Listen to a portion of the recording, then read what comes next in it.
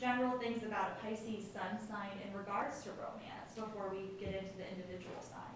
Well, I think anytime we're talking about romance, we're talking about a person's, first of all, fundamentally understanding a person's needs and drives. And Pisces, being a water sign, and being a mutable water sign, what that means is that emotion, intuition, compassion,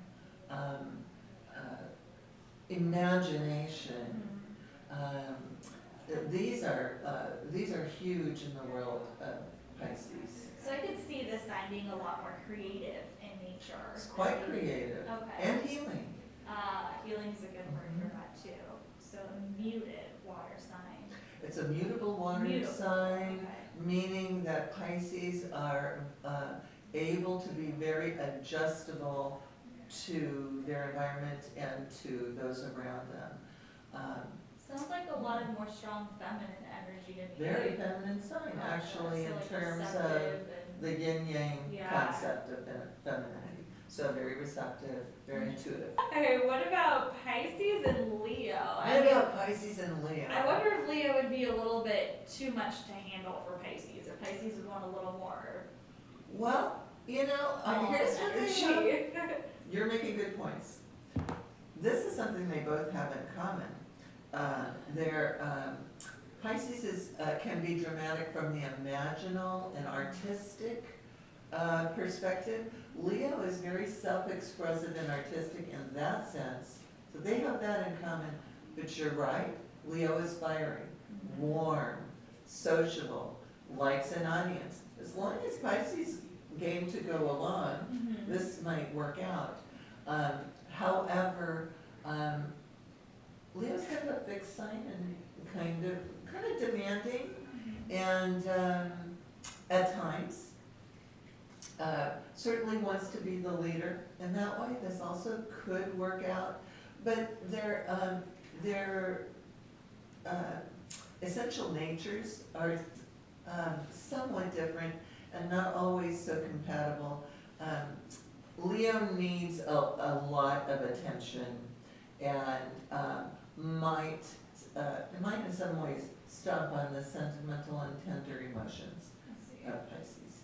So that might be difficult. I see these two coming together well creatively though, like in terms of I picture them like writing a book together, or just some very interesting creative balanced energy going into a project for some reason. And Leo would love to act it out. Yeah. And there you go. And the Pisces would probably be great and imaginative writing it and producing it. Yeah.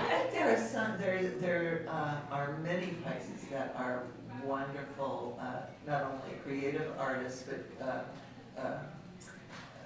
creative performers. So to that end, as long as they're playing, I think they'll have a good time. Yeah, so keep it fun, and these two might have some cool projects of all sorts ahead of them. Who knows?